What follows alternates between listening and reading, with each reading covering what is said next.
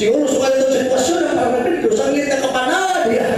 Si Panatulang Turumdo kanina, nakakapanaad kita sa Diyos ng panahon yung manasiguro kita.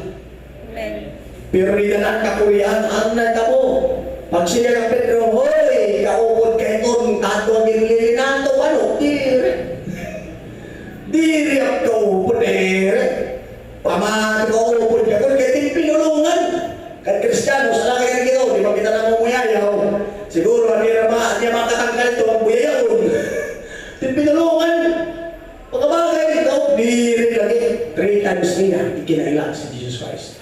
Didahan sufferings. Didahan kakulian. That's why kinahanglan mag-igmat kita. In a sense of survival, han Christianity. Christendom, han atong pakalaban ng Ginoo. Kinsigan kita. Be wise like a serpent. Amen. Hanggang maaari umiwas sa kaguluhan. Amen. Anong kaguluhan? Kung di ba sabot ang mga tentasyon pagkabubuhan, ayaw ipuntan na itong kalugarin mo.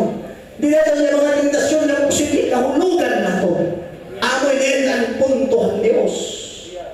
Ikimpa na kita, kalnero ako. Wala tayong kalaban-laban kung wala ang ating good shepherd. Amen? Kinahanglan nato niya